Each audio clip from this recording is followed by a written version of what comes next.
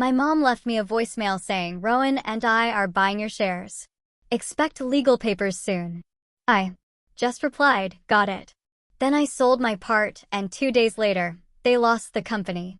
You ever have one of those mornings where everything feels normal, and then in 12 cold, clinical words, your entire life gets ripped out from under you? Yeah, that was me, the day my own mother called to tell me she and my sister were kicking me out of the company I'd bled to save. I remember it vividly. The first sip of coffee was so hot it scorched my tongue, but I barely felt it. Morning light spilled across my kitchen counter, catching on the magnet-covered fridge. Our family photos. My mom's practiced, elegant smile. Rowan, my sister, looking so proud in her graduation cap. And my grandfather, with his weathered hands on my shoulders, his pride in me. Unmistakable on my 18th birthday, even as his health was failing. I stretched, feeling the familiar ache in my lower back from another 14-hour day. Another day, keeping Voss Manufacturing afloat while my family slept soundly. The rhythm of mornings usually centered me, but that day felt off-kilter. Then my phone buzzed. A voicemail from Mom. "Vivian."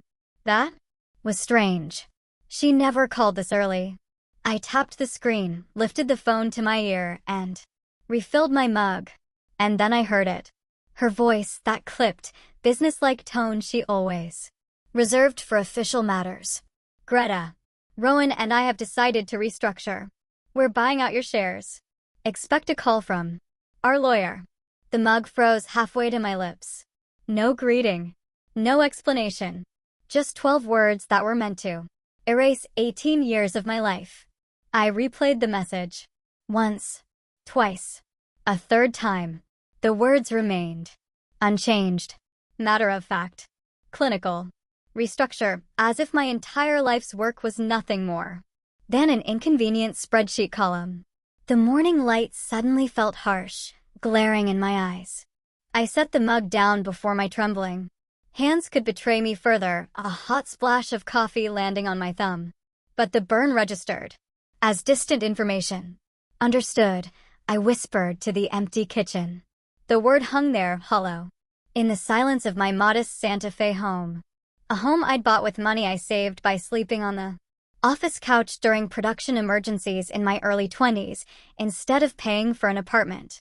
My eyes drifted to those refrigerator photos. My grandfather's weathered face looked back at me, his expression almost knowing. He founded Voss Manufacturing in 1978 with nothing but grit and a second-hand drill press.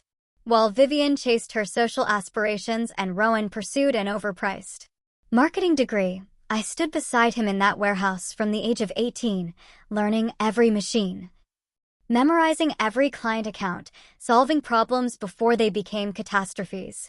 College can wait, I'd told him when the 2008 recession threatened to close our doors. The business can't. My mind drifted to his hospital room, 6 years ago now.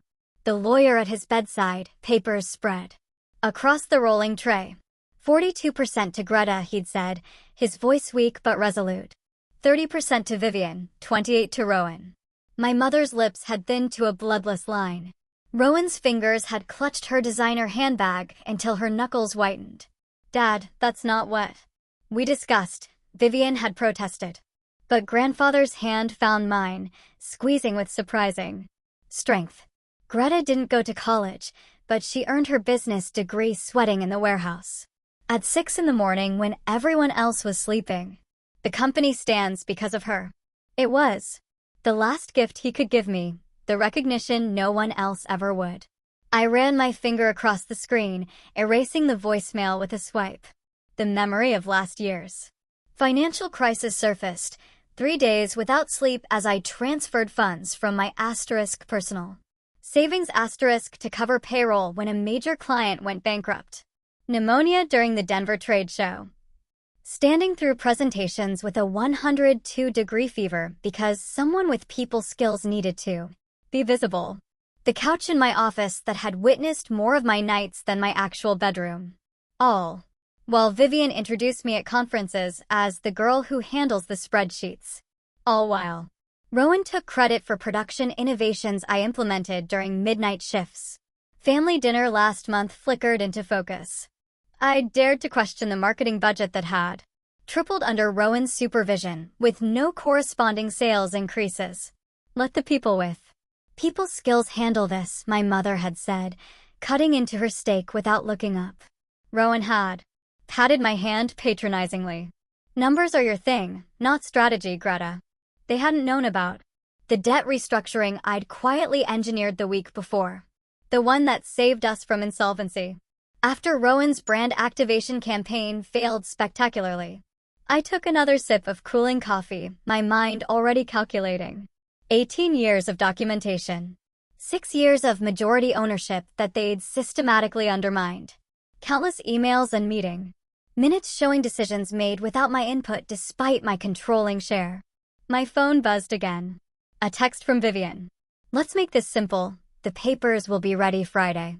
Simple, as if they could erase me as easily as changing an office nameplate. The numbness receded, replaced by something unfamiliar, something hot and clarifying. Not blind rage, but something far more dangerous. Resolve. I placed my mug in the sink with careful precision and straightened my shoulders. They'd never understood that while they were playing at business, I was becoming the business. They were about to learn the difference. 3 weeks later, the morning sun slanted through my kitchen blinds, casting tiger stripes across my laptop screen. 3 weeks of showing up at the office, nodding at appropriate moments during meetings, and pretending my world hadn't tilted off its axis. I sipped lukewarm coffee, scrolling mindlessly through LinkedIn. The usual parade of professional milestones and humble brags. Then I saw it. My coffee mug froze halfway to my lips.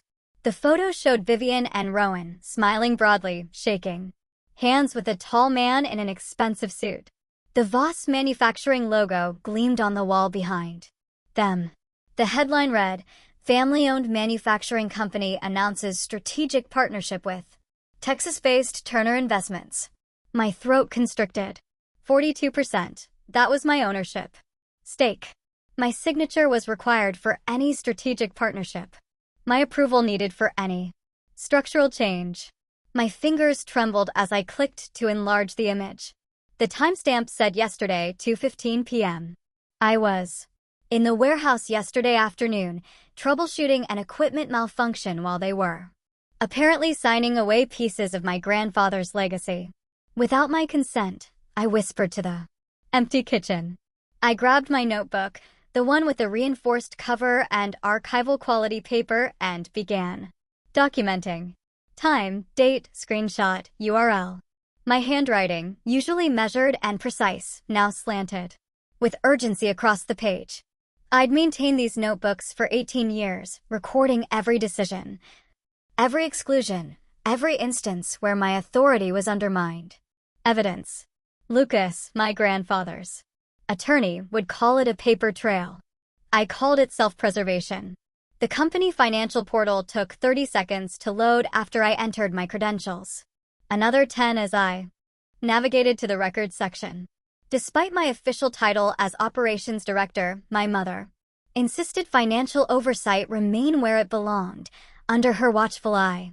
But grandfather made certain I maintained access to all systems before he died. Knowledge is leverage, he'd told me. His voice already weakened by cancer. The quarterly statements appeared on screen. I scanned line items, searching for irregularities.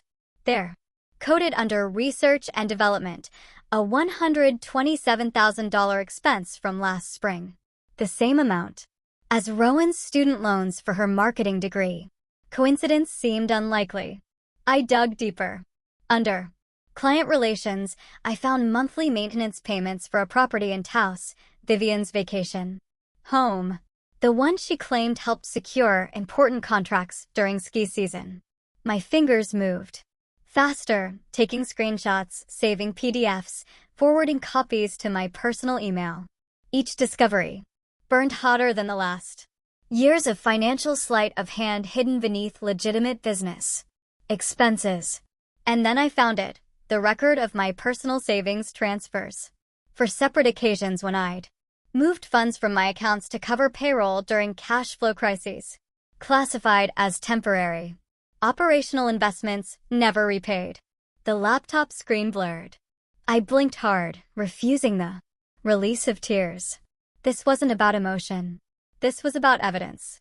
I closed my eyes, remembering Vivian at the Chamber of Commerce dinner last year, her arm around my shoulders as she addressed the table. I've mentored Greta through some challenging decisions. She handles our numbers, but strategy requires experience. The polite smiles around the table. The assumption that I was merely the implementer of her vision. Rowan's voice echoed from the Denver trade show. My sister handles the technical stuff, so I can focus on growing our brand presence. As if my 18-hour days were merely technical stuff, while her Instagram posts constituted actual work. My phone buzzed. A text from Rowan. Mom wants to know if you're coming to the stakeholder meeting. Friday. Legal will have those papers ready. I didn't respond. Instead, I found Lucas Sutter's contact information.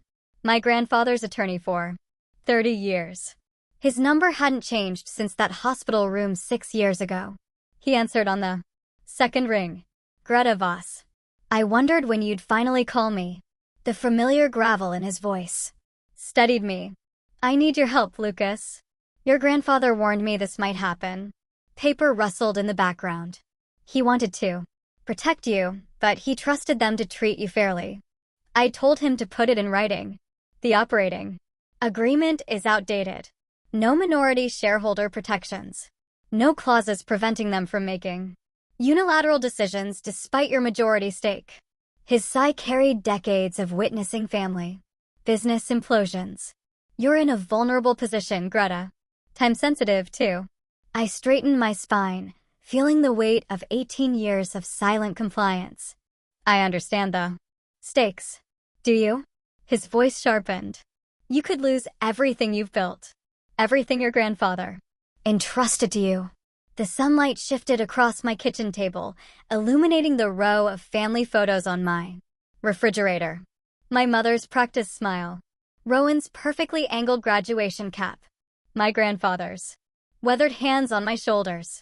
I won't fight them, Lucas. My voice sounded strange to my own ears. Calmer. Colder. I'll simply respond in kind. And what does that mean, exactly? I closed my laptop with a decisive click. It means I'm finally going to use the one thing they've always underestimated. Which is me. The company-wide email arrived at 7:32 a.m. the next day while I was reviewing production numbers. From my home office. Subject line, exciting changes at Voss Manufacturing. Sent from Vivian's account to everyone except me. My coffee went cold as I scrolled through my assistant's forwarded copy. Words like streamlining, modernization, and fresh direction jumped from the screen. My name appeared nowhere in the 3 paragraphs outlining the future of the company I'd kept alive for 18 years. My phone buzzed with a text from Marco in maintenance. Did you see the email? What's happening? Before I could respond, another message appeared from Diane in accounting. Just got locked out of the financial system. Rowan says to direct all questions to her now. Something I should know. The landline rang. I let it go to voicemail, watching the caller ID display Vivian Cell. This made the 5th call since yesterday. I'd answered none. Instead, I straightened the documents on my desk, 18 years of balance sheets innovation. Reports, loan agreements bearing my signature. Records of personal funds transferred to cover payroll when clients paid late. Documentation of midnight troubleshooting that saved production. Deadlines. My grandfather's voice echoed from memory. Asterisk, paper remembers what people forget, Greta. Asterisk. Lucas arrived at 10, as promised. Not at the office. We met at Cottonwood Cafe, 3 towns over, where Vivian's country club friends wouldn't spot us. He wasn't alone. 2 women and a man in crisp business attire slid into the booth alongside him. Greta Voss. Meet Alexandra Burke, Thomas Riker, and Melissa Hernandez from Westland Partners, Lucas said, his voice steady but his eyes watchful. They'd like to hear about your family business. Alexandra spoke first. Mr. Sutter explained your situation. We review dozens of family businesses monthly, and frankly, most aren't worth our time. I understand, I said, pulling a flash drive from my bag. That's why I brought this. Thomas accepted it, plugging it into his laptop. The screen illuminated his face as he scrolled through the contents, my meticulously organized documentation of every aspect of Voss manufacturing. These projections seem optimistic, he said, frowning at a spreadsheet. They're conservative, I countered. The Phoenix expansion opportunity isn't even included. Neither is the patent pending on our hydraulic stabilization system. Melissa raised an eyebrow. Patent. My design, filed under the company name last year. Your mother and sister didn't mention any patent applications during our meeting last month. Alexandra said. The revelation stung, but didn't surprise me. They wouldn't know about it. They'd never visited the production floor unless clients were present. Thomas continued scrolling, his expression shifting from doubt to genuine interest. These efficiency metrics, they're significantly better than industry standard. Those improvements came from working alongside our machinists, not from MBA textbooks. Alexandra leaned forward. You've been hiding the real value of this company, even from yourself. Their initial skepticism dissolved as I walked them through the numbers behind the numbers, the true production capacity when properly managed, the loyal client base built on reliability rather than Rowan's glossy brochures, the untapped markets waiting for someone who understood both the machinery and the margins. Why would you sell your stake rather than fight for control? Melissa asked, closing her tablet. With this documentation, you could make a case for oppression of a majority shareholder. Lucas and I exchanged glances. Litigation would damage the company and the employees who depend on it, I explained. Some battles aren't worth winning if everyone loses. Thomas nodded slowly. Smart perspective. Later that evening, I climbed into my attic, pulling down dusty boxes labeled in my grandfather's handwriting. His journals dated back to 1978, the year he started with a second-hand drill press and a rented garage. I found what I was looking for in a volume from 2004. March 16th. Greta stayed until midnight fixing the Thompson order while Vivian and Rowan attended some charity gala. The girl has oil in her veins and steel in her spine. This company will be hers someday, whether they like it or not. I brought the journals to Lucas's office the next morning, along with photos documenting my years at the company. 4 a.m. arrivals captured on security footage, midnight departures, holiday weekends spent solving problems while Vivian and Rowan posted vacation photos from Aspen or Santa Barbara. This strengthens our position considerably, Lucas said, examining a forgotten amendment to my grandfather's will explaining his shared distribution decision. But we'll need current employees willing to verify your role. By afternoon, they arrived one by one. Jack from engineering brought schematics with my handwritten corrections that saved thousands in materials. Maria from the warehouse presented production logs, showing improvements after my weekend overhauls. Even Timothy from accounting arrived with documentation of financial mismanagement he'd been tracking for years. I respected your grandfather, he told me, sliding a folder across the desk. He would have wanted you to have this. Inside, records of my personal loans to the company, categorized as capital investments, but never converted to equity as promised. Nearly $230,000 over 6 years. They've been treating the business like a personal ATM, Timothy said quietly, while you've been funding it from your savings account. Lucas coordinated this team of allies, people who worked alongside my grandfather, who witnessed my dedication while Vivian collected accolades and Rowan claimed credit for innovations she barely understood. The following day, we reconvened with Westland Partners. Their initial offer exceeded my expectations. Don't look so surprised, Alexandra said. We're not just buying shares. We're buying operational expertise and untapped potential. With proper management, this company could triple its Value within 5 years, Thomas added, sliding the purchase agreement across the table. Lucas reviewed every clause, ensuring protections for employees who'd shown loyalty. Don't fight for your place at their table, he advised. Sell your shares to someone who will fight for you. My hand hovered over the signature line. 18 years of sweat equity, of disappeared weekends and canceled vacations, of being introduced as the girl who handles the spreadsheets while keeping the entire operation from collapsing. I signed my name with surprising steadiness. That evening, I sat at my kitchen table, laptop open to my email. Vivian's latest message demanded a response to their generous buyout offer, significantly below market value, with payments stretched over 10 years. I composed a response. One word sat in the text field. Understood. My finger hovered over the send button. The quiet smile that formed surprised me with its unfamiliar freedom. For the first time in 18 years, I wasn't responsible for saving them from themselves. I pressed send. The following Monday, I arranged the pens on my desk in perfect alignment, each cap facing the same direction. Another Monday morning. The routine should have comforted me, but today each motion felt like a performance in a play where everyone knew their lines except the audience. Lucas had called last night. The private equity team had everything they needed. Paperwork finalized Wednesday. Across the warehouse floor, Rowan leaned against the reception desk, her crimson blazer a splash of calculated drama against the industrial gray walls. She gestured with manicured hands to the new sales rep, no doubt spinning tales of her marketing brilliance, the same brilliance that nearly bankrupted us last quarter. I signed the payroll forms with precise strokes. The weight of routine masked the weight of anticipation. My email pinged. Vivian, Greta. The subject line read, "The buyout terms are exceptionally generous considering your limited contributions beyond number crunching. Legal documents arrive Friday. We expect your signature without delays.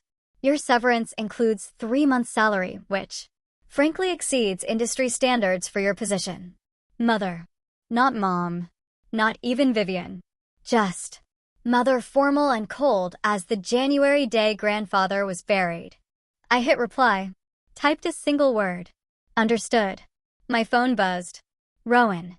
Hey, gee, we might keep you on for some minor consulting. Your spreadsheet skills could be useful. Let me know if you're interested, TYL. The smiley face.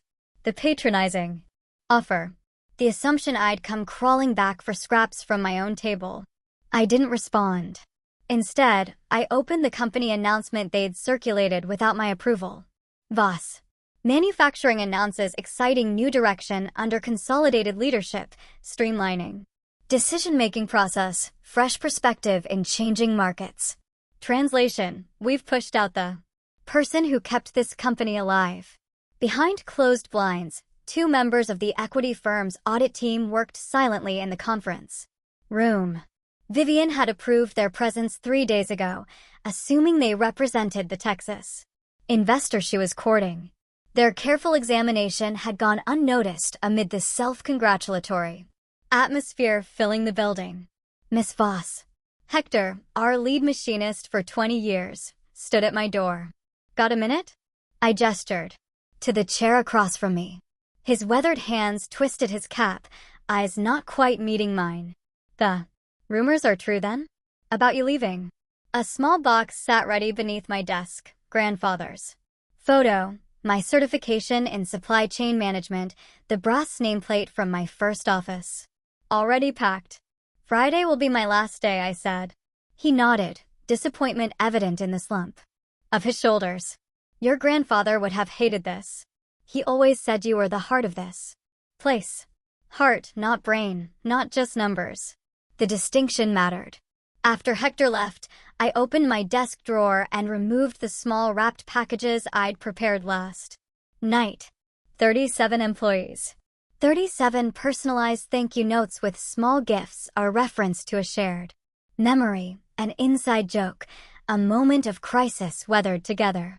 At 6:30 p.m., when the office emptied, I placed each package on the appropriate desk in the warehouse. In reception.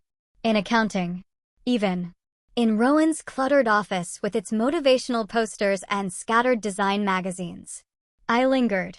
Before grandfather's portrait in the main hallway. His eyes, even in oil paint, seemed to understand what was coming. With careful hands, I lifted it from the wall. The outline of dust marked where it had hung for decades. The last piece for my box. As I locked my office door, my phone rang. The Bank of Santa Fe. Then Wells Fargo. Then our primary supplier in Colorado. All requiring additional documentation for accounts Vivian and Rowan had been managing. All had received anonymous tips about financial irregularities. Missed calls from Vivian. Piled up, 5, 8, 12. Her voicemails grew increasingly frantic. What the hell is happening with the bank? Call me immediately. The Texas deal is asking questions we can't answer. Fix this now. Greta. I know you're there. Pick up the damn phone. I switched my phone to silent and drove to Lucas's office downtown. The equity firm representative waited in a tailored gray suit, documents spread across the polished conference table. Miss Voss. He extended his hand. We value what you built here, not just the numbers, the foundation. The phrase caught in my chest. All these years, that's all I wanted to hear. Lucas's hand rested on my shoulder as I signed the final transfer. Your grandfather would be proud, he said quietly. He knew who really cared about his legacy. My voice didn't waver. The confirmation appeared on Lucas's computer screen. The wire transferred to my account. The culmination of 18 years of early mornings, missed holidays, and invisible labor. Outside, I switched my phone to Do Not Disturb. The equity firm's formal letter announcing their acquisition of controlling interest would arrive at company headquarters tomorrow morning. Vivian and Rowan would learn of their new reality the way I learned of mine, without warning, without explanation, without courtesy. I drove past the family home where I'd spent holidays pretending not to notice the dismissive glances, past the factory where I gave my youth. In the rearview mirror, the Voss manufacturing sign grew smaller until it disappeared entirely. Some might call this revenge. I call it symmetry. The following Monday, the morning sun glared through the windshield of my rental car as I parked 2 blocks from Voss Manufacturing. Close enough to witness what was unfolding, far enough to remain invisible. I checked my watch. Grandfather's vintage Omega, the only inheritance I truly valued. 8:15. The storm breaks in exactly 15 minutes. My phone vibrated against the console. Rowan's name flashed across the screen for the 4th time this morning. I silenced it without a second thought, and watched as Vivian's pearl-white Mercedes pulled into her reserved parking space. She stepped out, immaculate in her crimson blazer and cream slacks, briefcase swinging with practiced confidence, the tailored armor of someone who believes they've already won. I counted her steps toward the entrance. 1, 2, 3. She paused at the front door, head tilting slightly at the unfamiliar black sedan parked in the visitor's space. 24, 25. She disappeared. Inside. 3 minutes passed before my phone erupted again. Rowan. This time I answered. Greta. Her voice pitched high with panic. Mom says there are auditors going through everything. Everything. They're in the conference room with men in suits. What's happening? I watched a figure move past the second-story window of the main conference room. I wouldn't know. I'm not involved in the strategic decisions, remember. This isn't funny. One of them just introduced himself as the new majority shareholder. That's impossible. We control 58% between us. 58% of what's left, I said, the words flowing cool and measured. My 42% belongs to Meridian Capital Partners now. The silence stretched so long I checked to see if the call dropped. Then, you sold your shares? To strangers? Without talking to us first. The same courtesy you extended to me with your restructuring plans. A door slammed in the background on her end. Vivian's voice rose, shrill and commanding. I strained to hear her something about family business and outsiders. Then a man's calm, authoritative response. Not anymore. And there are questions that need answers. The panic in Rowan's breathing intensified. I'm calling Jeffrey, she said, meaning their attorney. Good idea. I ended the call and waited. 9 minutes later, my phone lit up with Jeffrey's number. Greta, he said, his voice grave.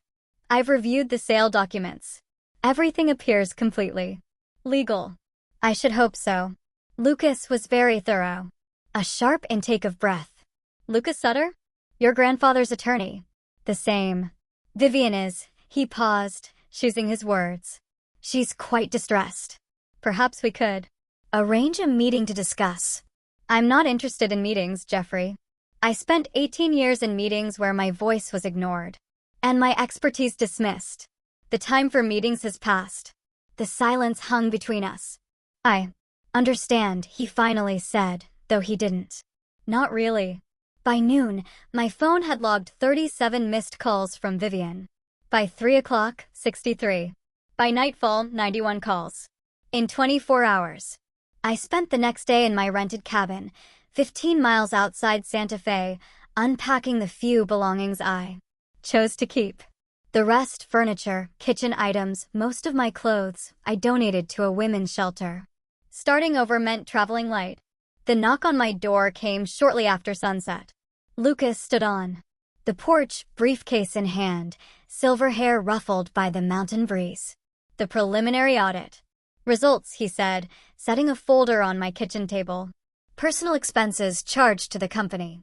Loans from your private accounts never repaid. Misrepresented financial statements to 3 different banks. He tapped each document as he spoke.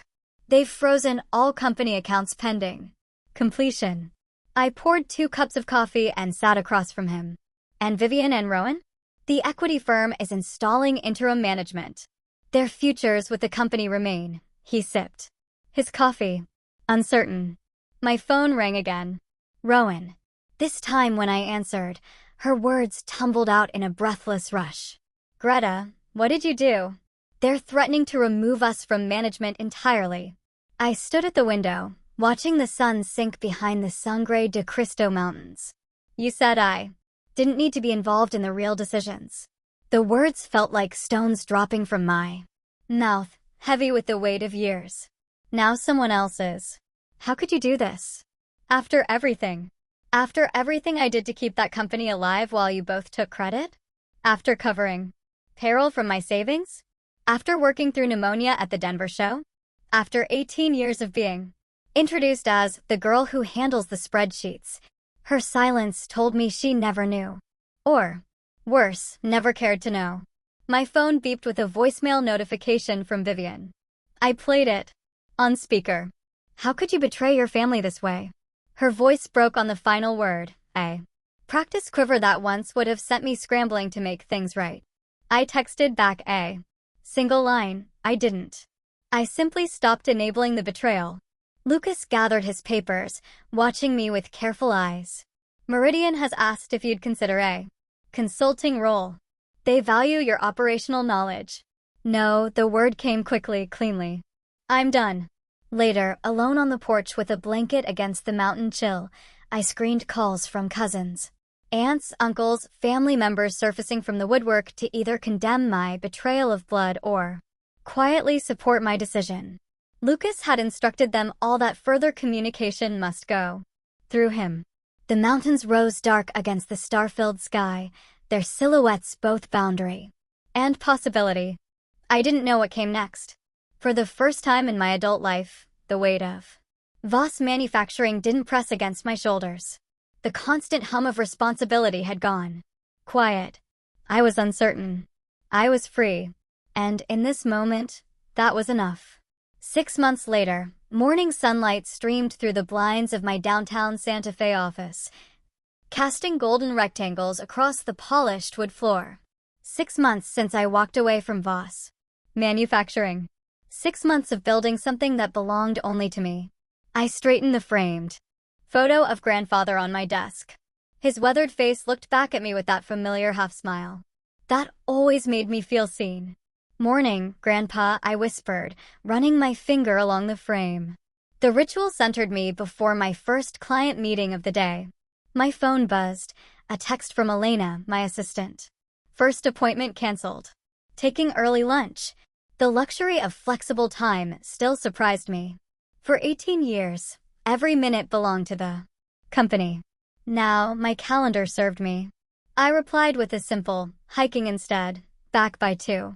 My consulting business started small, just me helping a friend restructure her family's restaurant. Word spread through Santa Fe's tight-knit business community. Now, my client list held 8.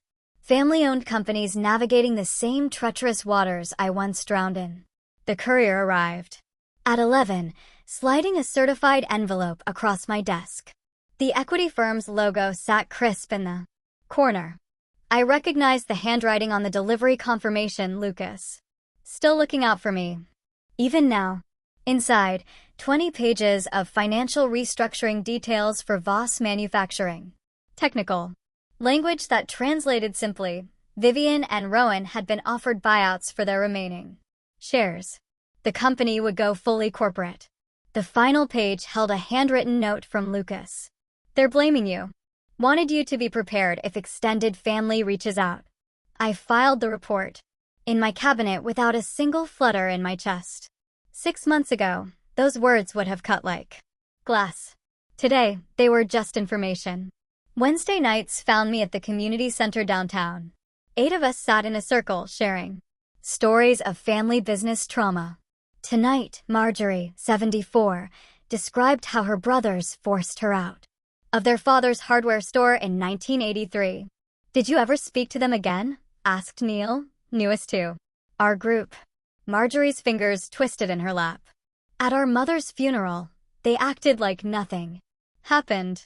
I recognized the pain in her voice, the particular ache of watching people rewrite history to make themselves the heroes.